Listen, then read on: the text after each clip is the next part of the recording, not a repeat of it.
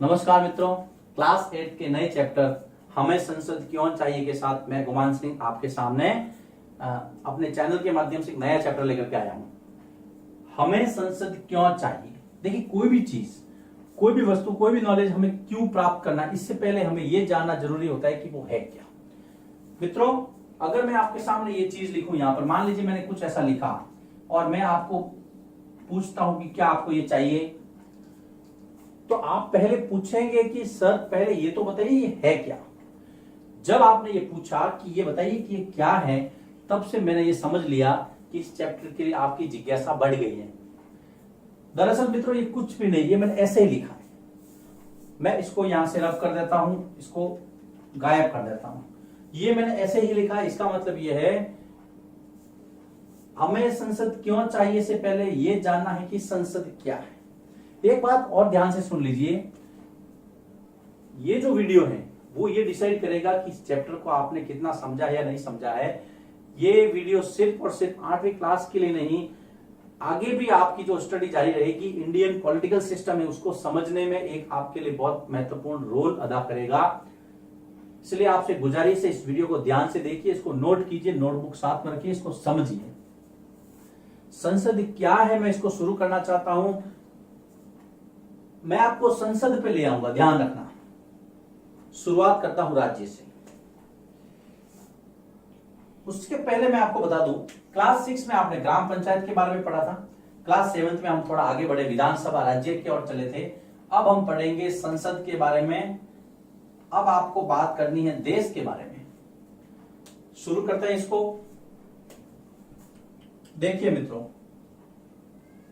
राज्य का निर्माण 4 तत्वों से होता है। अब ध्यान से सुनिएगा, मैं आपको संसद तक लेके आऊंगा। राज्य का निर्माण 4 तत्वों से होता है। सबसे पहली जो है, जनसंख्या होनी जरूरी है। किसी भी देश के लिए जनसंख्या यानी कि पॉपुलेशन बहुत जरूरी है। बिना जनसंख्या के आप उसको राज्य या देश नहीं कह सकते। जनसंख्या होगी तो वो रहेगी कहां, उसके लिए जमीन चाहिए। दूसरा जो तत्व है वो है भूभाग। राज्य का दूसरा तत्व भूभाग है। जनसंख्या, भूभाग। राज्य के सारे काम जो एजेंसी करती है उसको सरकार कहते हैं। सरकार क्या है? राज्य की वह एजेंसी या वो संगठन जो सरकार के जो राज्य के सारे काम करता है उसको सरकार कहते हैं। चौथा सबसे इंपॉर्टेंट है वो है संप्रभुता, जो कि हमने पहले चैप्टर भारतीय संविधान में इसकी चर्चा की थी। इन चारों में सबसे इंपॉर्टेंट है संप्रभुता, क्योंकि इसके बिना कोई भी राज्य जो है वो राज्य की श्रेणी में नहीं आ सकता। लेकिन हमारा काम संसद तक जाना है, इसलिए हम इस तीसरे तत्व को पकड़ते हैं। तीसरा तत्व है सरकार। अब सरकार क्या है, ध्यान से समझना है। सरकार क्या है? राज्य की वह एजेंसी जो राज्य के सारे कार्य करती है। बहुत आसानी के साथ आपको बताऊंगा, आप आराम से मेरे साथ इस वीडियो में बने रहिए। मान लीजिए भारत ने अमेरिका के साथ समझौता किया, न्यूज में आया भारत अमेरिका में समझौता हुआ, तो भारत का मतलब अब यहां से भारत उड़ के नहीं गया। भारत की ओर से समझौता किया भारत की सरकार ने। इसलिए आपको समझना है कि सरकार वो एजेंसी है जिसके माध्यम से राज्य अपने सारे काम करता है। ठीक है, अगर आपने ये समझ लिया, आपने पहला पड़ाव पास कर लिया संसद तक पहुंचने का। अब आगे चलते हैं। सरकार जब वो एजेंसी है जो सारे काम करती है, तो उस एजेंसी के कितने भाग हैं? वो एजेंसी के 3 अंग हैं मित्रों। ये जो सरकार नाम की एजेंसी है उसके 3 पार्ट हैं। सबसे पहला है व्यवस्थापिका,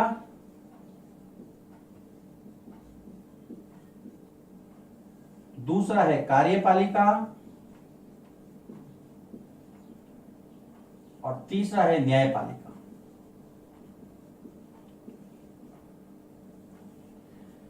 देखो मैंने चर्चा राज्य से शुरू की। राज्य के 4 तत्व बताए, इसमें सरकार था। सरकार की परिभाषा के माध्यम से मैंने बताया कि सरकार क्या है, सरकार के क्या क्या अंग हैं। ये सरकार के अंग है मित्रों, 3 अंग है सरकार के, व्यवस्थापिका, कार्यपालिका और न्यायपालिका। अभी जो व्यवस्थापिका है मित्रों, ये व्यवस्थापिका, इसको आगे बढ़ाता हूं। ये व्यवस्थापिका क्या करती है,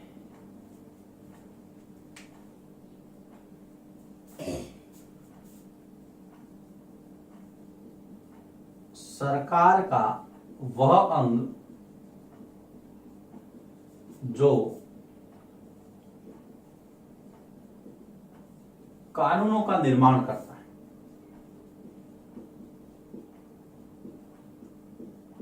सरकार का वह अंग जो कानूनों का निर्माण करता है उसको व्यवस्थापिका कहते हैं। इसके बहुत सारे नाम हैं। इसको कहीं कहीं विधायिका भी कहा जाता है, कहीं कहीं इसको संसद भी कहा जाता है, कहीं कहीं अंग्रेजी में अगर मैं कहूं तो इसको लेजिस्लेटिव सिस्टम भी कहा जाता है। लेजिस्लेटिव सिस्टम या लेजिस्लेचर, संसद कह दो, अंग्रेजी में इसको पार्लियामेंट कह दो, एक ही बात है। विधायिका कह दो, व्यवस्थापिका कह दो, क्या करती है, बहुत इंपॉर्टेंट काम है, कानूनों का निर्माण करती है। अब आप देखेंगे, आप संसद तक पहुंच गए।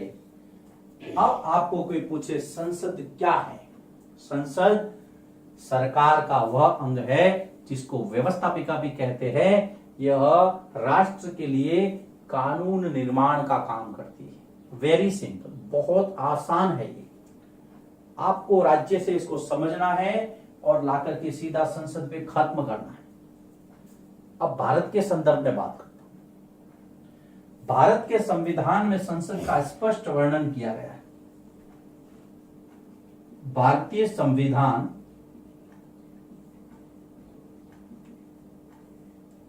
का आर्टिकल 79, ये अनुच्छेद ये कहता है, देखिए समझना इसको, ये ऐसी चीजें हैं जो आपको एक बार याद करनी है, उसके बाद में आपको बिल्कुल कहीं भी जाने की जरूरत नहीं है, कहीं भी हिलने की आवश्यकता नहीं है। अनुच्छेद 79 यानी कि 79 ये कहता है कि भारत की कानून निर्मात्री जो सभा है उसको संसद कहेंगे और उसका निर्माण 3 अंगों से होगा। अब संसद के भी 3, भारत, यहां पर ये देखिए भारत के संविधान में संसद का जो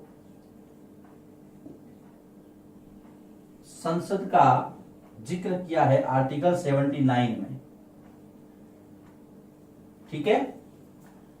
आर्टिकल 79 ये कहता है कि भारत में कानून निर्माण करने वाली जो संस्था है वो संसद होगी, जिसको पार्लियामेंट, विधायिका, व्यवस्थापिका, आप कुछ भी कह सकते हैं। वो 3 अंगों से मिलकर के बनेगी। सबसे पहला होगा राष्ट्रपति,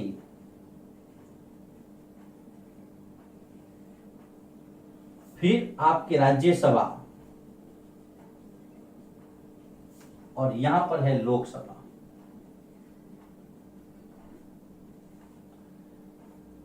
अनुच्छेद 52, अनुच्छेद 80, अनुच्छेद 81, 79, 80, 81 और 52।